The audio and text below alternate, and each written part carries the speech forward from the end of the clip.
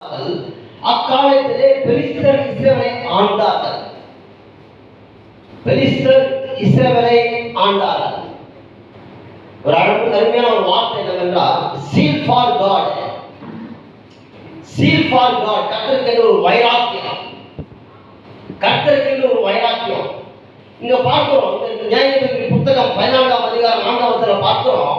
இங்க கர்த்தருக்கு ஒரு வைராக்கியம் உண்டாகிறது. கர்த்தருக்கு ஒரு வைராக்கியம் உண்டாகிறது. அந்த வைராக்கியத்தின் நிமித்தமாக கர்த்தர் ஒரு மனிதனாக தன் திட்டத்தை இறங்குகிறார். அல்லேலூயா. கர்த்தருக்கு ஒரு வைராக்கியம் உலகத்தில் பற்றி இருந்து கொண்டிருக்கிறது. அந்த வைராக்கியத்தை நிறைவேற்றும்படி கர்த்தர் ஒரு மனிதனை கர்த்தர் தேடினார். அவன் மேல தேவனுடைய தயவுள்ள சித்தத்தை வைக்கிறார். போடப்பட்டிருக்கிறது ரொம்ப அழகான ஒரு பகுதி. வாழ்வு பிள்ளைகளுக்கு பேசும்போது ரொம்ப அழகா இருக்கும். கர்த்தரை பார்க்கிறோம், அக்காலத்திலே பெலிஸ்தர், அவர் கர்த்தருக்கு என்ன ஒரு அங்க ஒரு வைராக்கியம் என்னவென்றால் பெலிஸ்தர் இஸ்ரவேலை ஆண்டார்கள். நான் இப்போ சொல்லுவேன், they children of God children of evil ஆளக்கூடாது.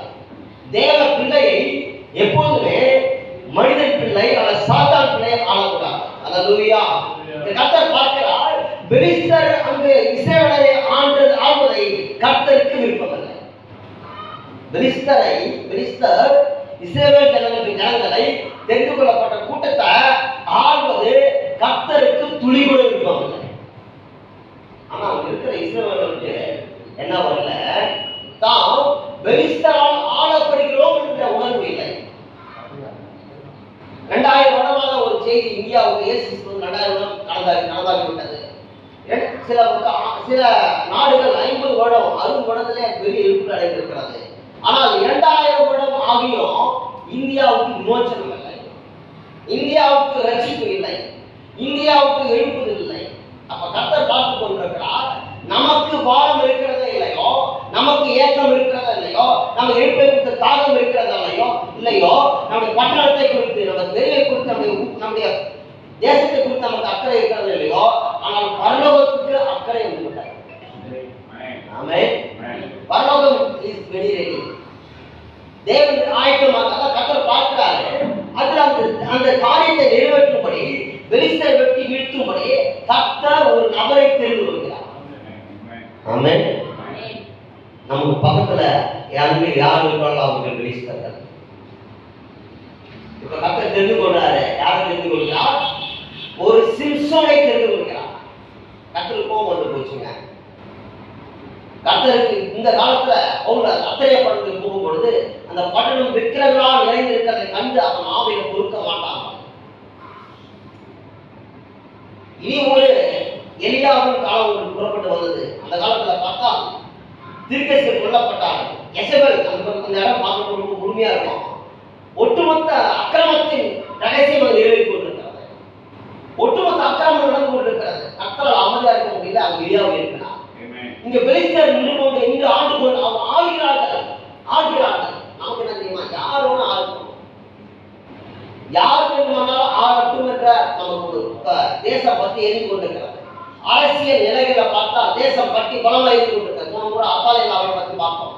அத்தாலியல் ஆவி ஒரு ராஜகுமாரி விடாத ஆவி. இங்க தேசத்தை வேறு ஒருவன் ஆகிறான். அதை பார்த்து கொண்டு கர்த்தர் அமைதியாக இல்லை. கர்த்தர் ஒரு தாசனை தெரிந்து கொள்கிறார்.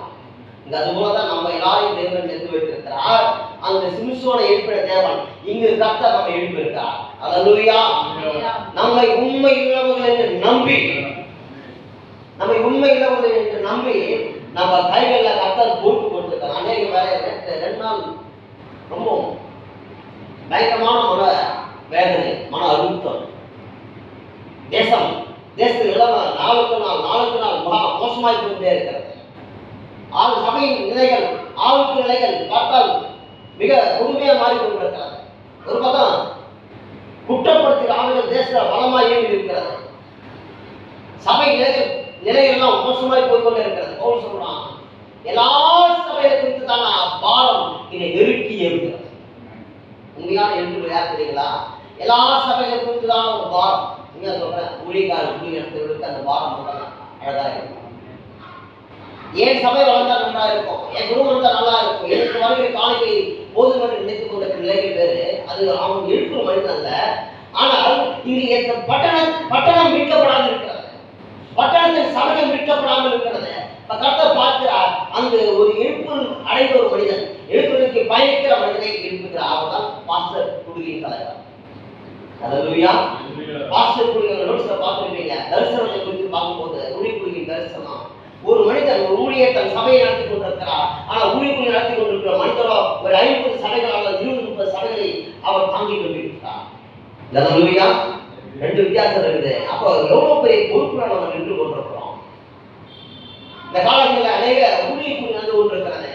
ஊழியக்குழு நடந்து கொண்டிருக்கிறது நல்ல காரியங்கள். ஆனால் அதற்கு மேலாக ஊழியக்குழுவை நடத்துகிறார் பார்த்தீங்களா, அவங்களுக்கு உரிய ரெஸ்பான்சிபிலிட்டி ரொம்ப அதிகம், ரொம்ப பொறுப்பு கொடுக்கப்படுகிறது. இங்க கர்த்தர் சிம்சோனை தெரிந்து கொள்கிறார்.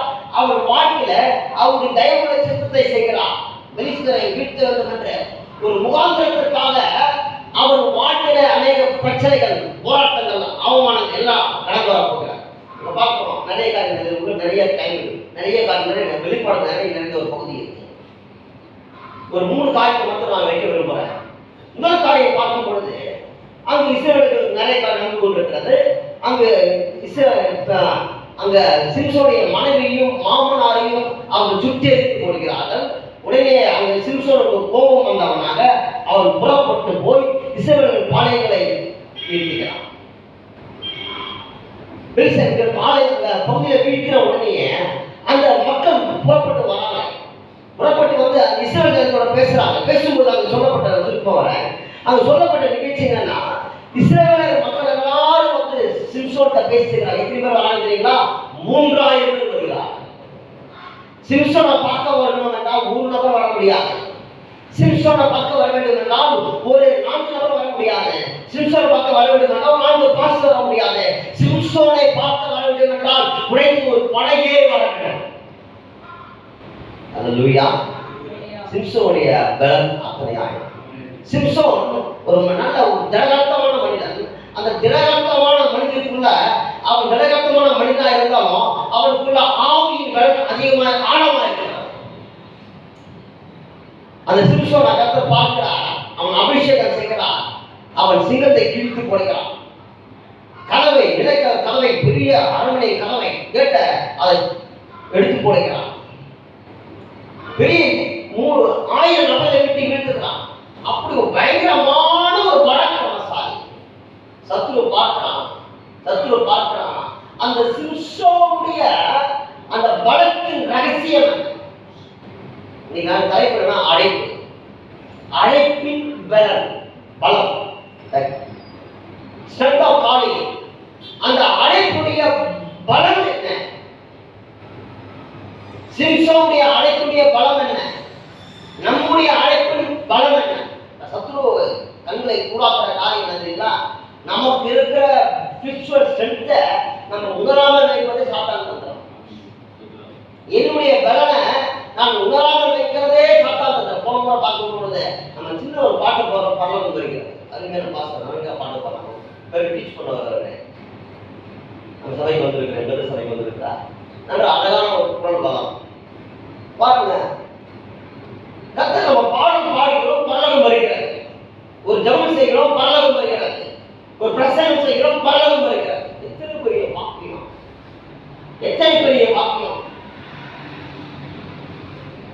பெரிய முயற்சி இல்லை, பெரிய காரியம் இல்லை. வாயை திறந்து, நீதிமான வாயை திறந்து நாம் கிரியை செய்கிறோம். கர்த்தர் பரலோகம் செயல்படுகிறார்.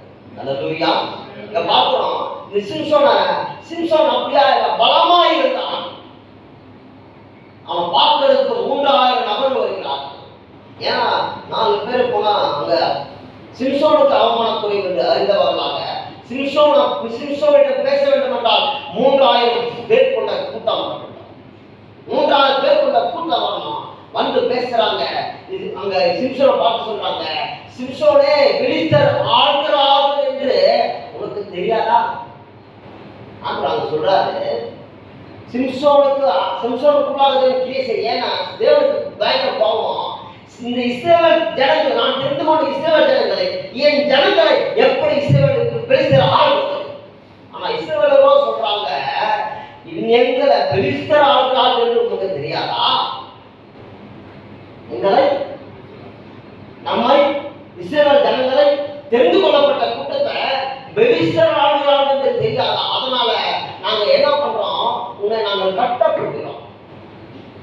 கொல்ல வரல, கொல்ல முடியாத சிம்சோனை நாங்கள் கட்டி பெலிஸ்தர் கைகளோட கொடுக்க போறோம்.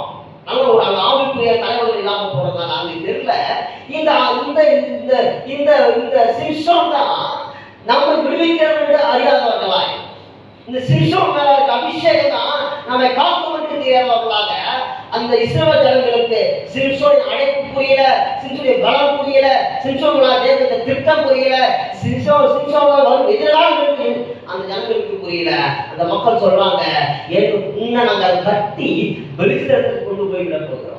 ஒருவேளை அவர்கள் சொல்லியிருக்கலாம், அந்த சிம்சோனை உன்னை கொல்லும்படிக்கு பெலிஸ்தரை கூட்டம் பலமாய் நின்று கொண்டிருக்கிறது, நாங்கள் என்ன செய்ய போறோம், நாங்கள் 3000 பேர் வந்து உண்மை காக்கும்படி வந்திருக்கிறோம் என்று சொன்னால் அவர்கள் விசுவாசத்துக்குரியவர்கள். 3000 பேர் கொண்ட பெரிய பெரிய ஜனக்கூட்டம் வந்து சொல்றாங்க, உங்களை கட்ட போறோம். இன்றைக்கு இஸ்ரவேல் ஜனங்களை, ஆவிக்குரிய இஸ்ரவேல் ஜனங்களை, ஆவிக்குரிய ஊழியக்காரர்களை கட்டும்படிக்கான கூட்டம் அனைவரும் இப்படி பாடிடாத, இப்படி செஞ்சிடாத, இப்படி நகர்ந்துடாத, இப்படின்னு ஒருவருக்கு ஒருவராகவே எழுந்து கட்டி கொண்டிருக்கிறவர்கள் அநேகர். சிம்சோனை கட்டுறதுக்கு பெலிஸ்தர்கள் கூட இல்லை. அவனை தேடி அவன் சந்திக்க முடியாது. அவன் மகா பராக்கிரமசாலி, அவன் மகா பராக்கிரமசாலி. அந்த இஸ்ரவேலர்களுடைய அவனுடைய கண்கள் எல்லாம் எங்க தெரியுமா, அவனுடைய மகா பெரிய பலம் எங்க இருக்கிறது. ஐயா பகலை கேளுங்க, ஐயா உங்க பலம் எங்க இருக்கிறது? நிறைய ஊழியக்காரருடைய மனைவிக்கு ஊழியக்காரருடைய பலமே புரியவில்லை, பலவீனங்கள் நல்லா புரியும். ஊழியக்காரருடைய பலவீனங்கள் நன்றாய் புரியாது, விசுவாசத்துக்கு ஊழியக்காரருடைய பலவீனங்கள் புரியாது. ஆனால் கண்களுக்கு திறந்து பார்த்தா தெரியும், அந்த ஊழியக்காரருக்குள்ள தேவன் அழகான கிருபை வைத்திருக்கிறார். ஐயா உனக்கு கேட்டீங்களா, என் பலம் எங்க இருக்கிறார்? யூனிக் காலிங், யூனிக் தனித்தன்மை. ஒரு மனிதன் இருக்கிறார் என்றால் அந்த மனிதனுக்குள்ள ஏதோ ஒரு ஸ்பெஷலா இருக்கும்.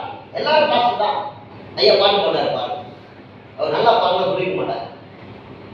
அது அவரு இல்லை, கத்தருக்கு தாழ்வு இருக்கிறார். அவர் என்ன பண்ணிருக்கிறார், அதை உருவாக்கி இருக்கிறார். இங்க பார்க்கிறோம், கத்தர் பார்க்கிறோம், இங்கு நமக்கு ஏதோ ஒரு தனித்தன்மை இருக்கிறது. அந்த தனித்தன்மையை நாம் பார்க்காத வரை நம்முடைய வளர போவதில்லை. நமக்குள்ள யூனிக்கா, நமக்குள்ள ஒரு தனித்துவமாக ஸ்பெஷலாக தேவன் ஏதோ ஒன்றை வைத்திருக்கிறார். இந்த வயதில் நாங்கள் வந்து நிற்கிறோம் என்றால் எங்க தனித்தன்மையை அறிந்துதான் இருக்கிறோம். ஏன்னா நண்பரை அழைத்து கொண்டிருக்கிறோம், அவர் யாரு, 2 பேரும் சேர்ந்துதான் போக முடியாதுங்க. 2 பேர்லாம் சேர்ந்துதான் ஊழியெல்லாம் சேர்ந்து ரொம்ப சாதாரண விஷயம் கிடையாது. எனக்கு ஓன் பிரதர் ட்வின்ஸ்னாங்க, அவரு நானும் எனக்கு ஊழியம் பண்ண முடியல. ஆனால் எனக்கு ஒரு 5 வருஷம் பெரியவர், அவர் கூட குறைஞ்சி 20 வருடமா ஊழியம் பண்ணி கொண்டிருக்கிறார். ஏன் ஆவி அவருக்கு புரியும், அவர் ஆவி எனக்கு புரிகிறது. நல்லதுயா, நானும் சத்தியத்தில் ரொம்ப வீரியமான நபர், அவர் சத்தியத்தில் வீரியமான நபர், 2 சாட்சியவர் கிடையாது. ஆனா எங்க பயணம் அழகாய் பண்ணிட்டு என் ஆவி அவர் அறிந்திருக்கிறார். எங்களுக்குள்ள இருக்கிற ஆவின் பரிமாற்றம் நல்லா தெரியும், ஆவின் தன்மைகள் நல்லா தெரியும். இப்ப ஐயா உங்க காரை எடுத்துட்டு வாங்க ஐயா. ஏன் தெரியுமா, கார் வேணும், நம்மகிட்ட கார் இல்லை. ஊழியக்காரர் சொல்றாரு, ஒரு கார் ஒன்று வாங்கியிருந்தேன். அந்த அந்த நபர் ரொம்ப பாசமா இருந்தார், நேசமா இருந்தார். பார்த்தா அவங்க கார் வாங்குற வரைக்கும் என் காரை பயன்படுத்தும்படிக்கு நான் பாசமா இருந்தார். புரியல, ரொம்ப பாசமா இருந்தாரு, ரொம்ப அன்பா இருக்காரு. பார்த்தா அவருடைய ஆவிக்குரிய தன்மைகள் அவர் காரியத்தை நான் பார்த்தேன். அவர் என்ன மேல இருக்கிற அபிஷேகத்தை உணரவில்லை, என் மேல இருக்கிற தேவன் வைத்த அழகாய் வைத்த என்னை அழகுபடுத்தும்படிக்கு வைத்த அந்த குருவையை அவர் உணர்ந்தவராய் ஒரு வினாமம் குப்பை பொருளுக்கு ஆசைப்பட்டு. ஹலோ, நம்ம மேல நல்ல ஒரு அபிஷேகம் வைத்திருக்கார். இந்த அபிஷேகத்தை கண்களால் பார்க்காத வரை, ஆவிக்குரிய கண்களால் பார்க்காத வரை நம்முடைய விமோசனம் நாம் முடித்து செய்யணும். ஆனா இந்த மகா பலத்தை குறித்து சிம்சோனுடைய குடும்பத்தார் பேசினாரோ இல்லையோ, சிம்சோன் யோசித்தானே இல்லையோ, சிம்சோனுடைய தேசத்தார் இஸ்ரவேலை பார்த்து யோசித்தாரோ இல்லையோ, ஆனால் பெலிஸ்தர் பேசிக்கொண்டே இருக்கிறார்கள். பெலிஸ்தர் பேசிக்கொண்டே இருக்கிறார்கள். சிம்சோனுடைய பலம் என்ன, பலம் என்ன, பலம் என்ன, பலத்தின் ரகசியம் என்ன, ரகசியம் என்ன? அங்க பார்க்கிறோம், அந்த பலத்தை அழிப்பதற்காக ஒரு பெரிய திட்டமே திட்டமிடப்படுகிறது. இங்க சிம்சோனுக்கு என்ன வந்துருக்கணும், நம்ம பலம் இருக்கிற வரைக்கும் தான் நம்ம ஓட்டம் என்று ஒரு உணர்வு இருந்தவனாக அவன் அந்த பலத்தை காக்கும்படி ஆயத்தமாக இருக்க வேண்டும். கீழே அப்படியே பார்க்கிறோம், அந்த இஸ்ரவேல் மக்கள் வந்து அவங்க வெட்டி வீட்டினாங்க. கீழே அடுத்த பகுதியில் பார்க்கும்பொழுது ஒரு அழகான ஒரு காரியம் நடக்குது. அந்த 1000 பேரை கொண்டு போட்டவனாக சிம்சோன் அங்க நிற்கிறான். 17 பார்க்கிறோம். 17 அப்படி சொல்லி தீர்த்த பின்பு தன் கையில் இருந்த தாழை எலும்பை எரிந்து விட்டு அவ்விடத்திற்கு ராமாத் லேகி என்று பெயரிட்டான். அவன் மிகவும் கலைப்படை தாகப்படைந்து அப்படி நிறைய வந்துட்டே இருக்குது. வந்துட்டு அப்படி கீழே போட்டிருக்கு. அங்க அவ்விடத்திற்கு ராமாத் லேகி என்று பெயரை சொல்லுகிறான். நல்லா பாருங்க, 14, 13 கடைசி போட்டிருக்குது. கர்த்தருடைய ஆவியானவர் அவனை ஏவ துவங்கினான். அப்படி மேல வரான். அவனுடைய ஸ்பிரிச்சுவல் லைஃப் சூப்பரா இருக்கு. அந்த காலத்துல இவ்வளவு சென்சிட்டிவா ஸ்பிரிச்சுவலை கவனிக்க முடியுமானது தெரியல. ஆனால் அங்க ஆவியானவர் அவனை ஏவுகிறார். ஆவியானவர் வாழ்க்கையில் தேவ சித்தத்தை ஏற்றுகிறார். ஆவியானவர் அவனுக்கு எதிராளி வரும்பொழுது எதிராளி வந்த உடனே அவரே இறங்கி வருகிறார். பார்த்தா எவ்வளவு மிக அழகான ஸ்பிரிச்சுவல் லைஃப் சிம்சோனுக்குள்ளாய் காணப்படுகிறது. அவன் சொல்றான், இத்தனை ஸ்பிரிச்சுவல் லைஃப் வந்துட்டு பிற்பாடு அவன் சொல்றான், அந்த ராமத்தை அந்த 1000 பேரை கொண்டு குவித்த பின்பு அவன் பேர் சொல்றான், அந்த இடத்திற்கு ராமத் லேகி பெயரான். பாருங்க, ஒரு வெளிப்பாட்டை உள்வாங்கி அதை சொல்லுகிற அளவுக்கு வெளிப்பார் இருவர். பாருங்க, இப்போ வந்து ரத்த கரையா நிற்கிறான். ரத்த கரையா நின்று கொண்டிருக்கிற வேலையில அங்க ஒரு புதிய பேர், எப்படி ஆபிரகாம், ஈசாக், யாக்கோபு எல்லாரும் ஆண்டவருக்கு பேர் அந்த இடங்களுக்கு ஜெயித்த இடங்களுக்கெல்லாம் பேர் வைத்தார்களோ, அது போலவே இது ஒரு அழகான பேரை ராமத் லேகி என்ற பேரை சொல்ற அளவுக்கு வெளிப்பாட்டு கூட இருக்கும். எந்த ஊழியக்காரெல்லாம் ஒரு குழந்தை ஞானஸ்தானம் கொடுக்கும் பொழுதோ, சாரி, அந்த பேர் பிரதிஷ்டை பண்ணும் பொழுது அங்கு அந்த குழந்தைக்கு ஒரு தீர்க்கதரிசனமான பெயரை சுற்றுவார்கள் என்றார். அது மிக அழகான ஒரு காரியம். ஒரு குழந்தைக்கு வைக்கிற பெயரானது அது ஃபியூச்சர், அந்த பிள்ளையுடைய கடைசி காலம் தலைமுறையா வரைக்கும் வந்ததுன்னா அவங்க மிகவும் ஆவிக்குரியவர்கள். இங்க அவங்க சிம்சோன பேரை வைக்கிற அளவுக்கு அவங்க வெளிப்பாடு கூடியவனா இருந்தாங்க. பேரை வைக்கிற அளவுக்கு அது உங்களுக்கு உள்வாங்க தெரியல. ஒரு பேர் வைக்கிறது சாதாரண கிடையாது. எல்ரோகி, எல்ஷடா, அப்படி கர்த்தர் தேவன் நாமங்கள்லாம் ஒவ்வொரு காலத்துல எவ்வளோ நாமங்கள்லாம் தேவனுடைய பரிசுத்தவங்கள்லாம் வைத்த பேர், தேவன் வைத்த பேர் கேட்கலாம். அந்த பரிசுத்தமான வாழ்க்கை நடக்கிற காரியத்தை விருத்தமாக பேர் வைக்கிறாங்க. இப்படி சிம்சோன அவனோட ஸ்பிரிச்சுவல் சென்டர் அவன் என்ன பண்றான், மிக தெளிவாக பெயர் வைக்கிற அளவுக்கு இருக்கிறான். அல்லேலூயா. இங்க ஒரு நிகழ்ச்சி நடந்து முடிகிறது. பின்பு அடுத்த ஒரு சாப்டர்ல அடுத்த ஒரு நிகழ்ச்சி அவன் வாழ்க்கையில கர்த்தர் அங்க அனுமதிக்கிறார். அங்க ஒரு பெண்ணை பார்க்கறான். பெண்ணை பார்த்துட்டு அடுத்த பெண்ணை பார்க்கறான். பெண்கள் வாழ்க்கையில பெண்கள் கடந்து வராங்க. பார்த்துட்டாங்க. அந்த தெளிவான சத்துருவானவன் ஏவி அந்த மனிதனுடைய பலத்தை குறைக்க வேண்டும். அவனை பலவீனமான பாத்திரமா மாற்றணும். அவனை ஒரு வெறும் பாத்திரமா மாற்றணும், நிர்வாணமாய் மாற்றணும். என்னைக்கு ஒரு மனிதனுக்குள்ள ஜெபம், அபிஷேகம், தரிசனம், வல்லமை, வரங்கள் எல்லாம் பிடிக்கப்படுகிறதா அவன் நிர்வாணமாக்கப்பட்ட மனிதன். ஆதாம் ஏவாள பிசாசு அவன் நிர்வாணப்படுத்தினான், அவமானப்படுத்தினான். அவன் கத்த சிலுவையில அவன் சாத்தாடி வல்லவனை உழித்து அவன் நிர்வாணப்படுத்தினான். தியாகம் பண்ணார் கத்த. இங்க சிம்சோனை கூட வந்து ஒரு பெண் வந்து உட்கார்ந்து கொண்டு அந்த பார்க்கிறா. அவன்கிட்ட கேட்டான், தியாகம் உன் மகா அவன்கிட்ட சொல்ல இன்ஸ்ட்ரக்ஷன் கொடுக்குறாங்க.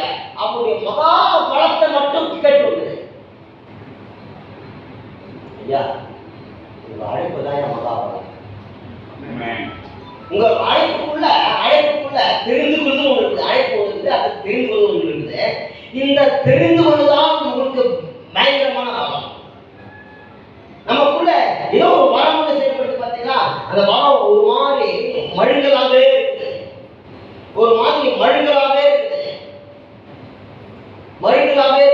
அந்த மழுங்கிய அந்த பட்டயத்தை, அந்த காரியத்தை நீங்க ஷார்ப் பண்றீங்க பார்த்தீங்கன்னா அங்கதான் நீங்க நாம் ஜெயிக்க ஆரம்பிக்கிறோம்.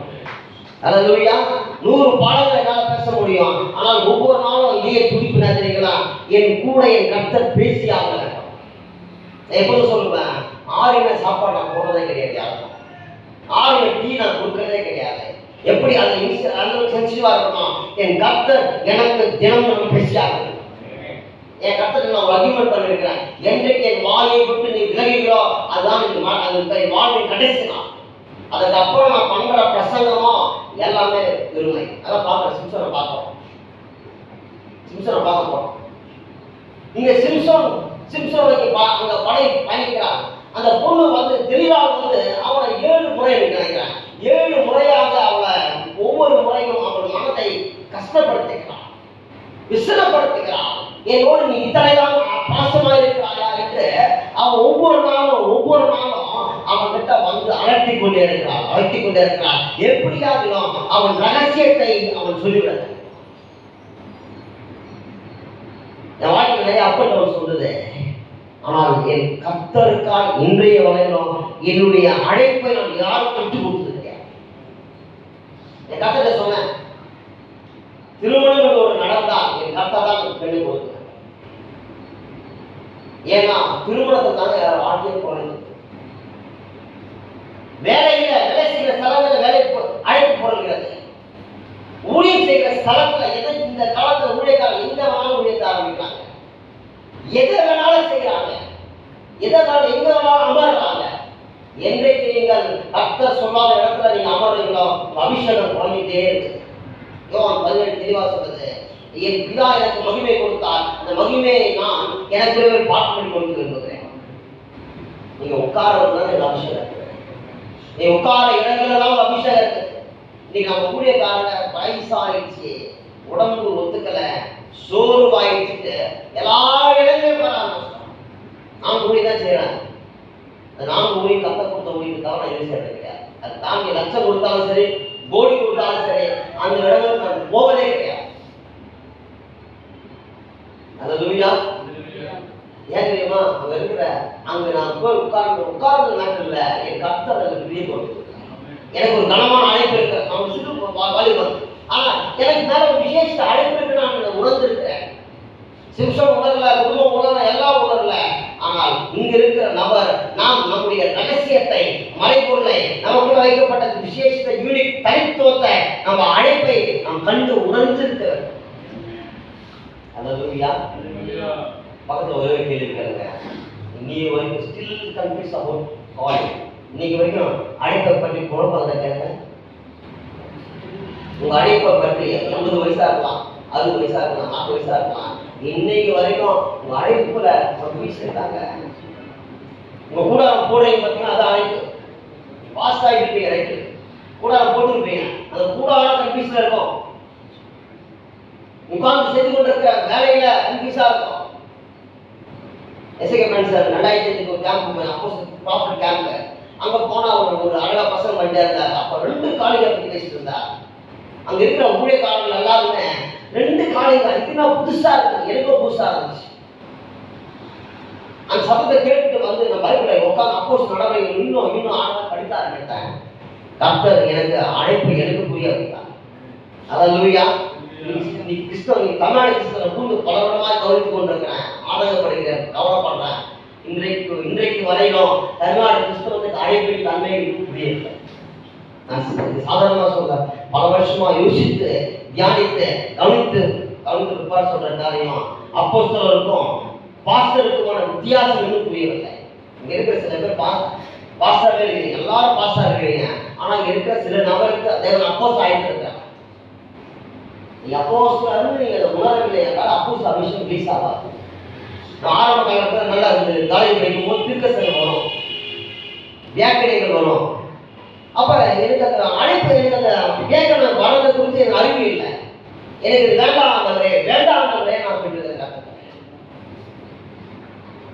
ஏனென்றால் எனக்கு இந்த அழைப்பின் தன்மை புரியவில்லை, அழைப்பின் ரகசியம் புரியல, அந்த வரம் எனக்கு என்னன்னே புரியல. இன்றைக்கு நாம் கூட ஒரு கொட்டாவை ஒன்று போட்டுக்கிட்டு அல்லது ஒரு சபையை ஒன்று கட்டிக்கிட்டு நாம் திருப்தியாக அமர்ந்து விட்டோம். சிம்சன் கூட போயிட்டு தெரியாத மடியில நிம்மதியா படுத்தாங்க. அவன் ஆரம்பத்துல அந்த 1000 பேரை வெட்டி இழுக்கும் போது அங்க பார்க்கிறோம், கர்த்தர்கிட்ட பேசுகிறான். கர்த்தர்கிட்ட வெளிப்பாட வாங்கி ராமத் லேகிற பேரை சொல்றான். ரொம்ப பிரிச்சுவலா இருக்கான். அவன்கிட்ட கர்த்தர் பேசிக்கொண்டு இருக்கான், உணர்த்துகிறான். அவன் வெளிப்பாட வாங்குறான். அதே அவன் புறப்பட்டு போகும்போது அபிஷேகம் வருது. அவன் முதல் பயணம் மிக சிறப்பா இருக்கிறது. முதல் காலகட்டம் 3 காலகட்டம் இருக்கு சிம்சோனுக்கு. முதல் காலகட்டம் நல்ல பக்கா பிரிச்சுவாது. 2வது காலகட்டம் சில காலம் அவன் தெரியாத மணி நிலை பாடி கொண்டிருக்கிறான். அவன் அதே தலை கொடுக்கிறான். ஒரு ஹேர் இவ்வளோ நீட்டு, அவங்க முடியல அழகு, இவ்வளோ நீட்டு முடி அப்படியே தலை கொண்டிருக்கிறான். அவன் அதெல்லாம் பார்த்துட்டு தன் நிலை மறந்தவனாக அவன் அயர்ந்து நித்திரைக்கு போயிட்டான். ஆவிக்குரிய கண்கள் தரிசனத்தை பார்க்க வேண்டிய கண்கள், தரிசனத்தை உணர வேண்டிய கண்கள், அடுத்த தலைமுறை எழுப்ப வேண்டிய தரிசனமுடைய நபர்கள் அயர்ந்த நித்திரை பண்ணி கொண்டிருக்கிறார்கள். அப்போ சில 12 பார்க்கிறோம், தேவன் பேதுருவை பார்க்கிறோம், பேதுருவை சிறைச்சாலை வச்சிருக்கிறார். பேதுருவோ சிறைச்சாலை நல்லா கட்டிட்டு அவன் ரெஸ்ட் எடுத்து தூங்கிட்டு இருக்கான். தேவன் பார்க்கிறாரு, தூதர்களை அனுப்பி அந்த சிறைச்சாலையில ஒரு அதிர்வை உண்டாக்கி கதவுகளை உடைத்தெறிந்து தூதரை உண்டாக்கான். பேதுருவே எழுந்துரு, பேதுருவே எழுந்துரு. உடனே நான் கூப்பிடம் கூட கட்டுகளை அவிட்டு செயினை கழட்டி இருக்காங்க. இதெல்லாம் செஞ்சு ரோட்டுக்கு வரைக்கும் வந்த பிற்பாடம் அவனுக்கு அந்த தூக்கம், அந்த மயக்கம், அவன் ஏதோ ட்ரீம்ல இருக்கிற மாதிரியே இருக்கான். பாருங்க, அடுத்த தலைமுறை தலைவன் அவன் தான். இயேசுக்கு அடுத்தபடியாக அவன் தான் தலைமுறை தலைவன். எவ்வளவு பத்தி எரியுது, என்ன பத்தி எரியுதுங்களா? என் கண்ணூர் பட்டணத்தை அந்நியத்தில் பிடித்து விடக்கூடாது. என் கண்ணூர் மாவட்டத்தை அந்நியத்தில் பிடிச்சிடக்கூடாது. இது வரைக்கும் தேவலாம் 90% யாரும் அந்நிய அக்கினிக்குரியவர்கள் பட்டத்தை பிடிக்கிறது. ஏன்னா 25 வருடம் வெடித்திருக்கிறோம், இதயங்களை பிடித்திருக்கிறோம், போஷ் இருக்கிறோம், மணிக்கணக்காக அழுது இருக்கிறோம், ஜபம் பட்டணத்துக்காக அழுது குழந்தை இருக்கிறோம். என் இவ்வளோ தியாகம் பண்ண நாங்க என் பட்டணத்தை பிடிக்க சத்துருக்கிறது ஜெபித்தாச்சு. ஜெபித்து நீங்க டயர்டு தான், சோர்வு தான், முடியல தான், ஆனாலும் கர்த்தர் என்ன பண்ணி கொண்டிருக்கிறார்? ஆண்டவரே, மணிக்கணக்கில் என்ன பண்ண முடியல, 3 மணி 5 மணி நேரம் 6 மணி நேரம் படிக்கிறத ஜெபிக்க முடியல. ஆனால் போய் ஜெபிக்கும் பொழுது பரலோகம் விரைந்து வருகிறது. ஆயத்த பிரே பண்றோம், போராட்டங்கள் முதல்ல நல்ல ஆயத்த பிரே சூப்பரா போனோம்.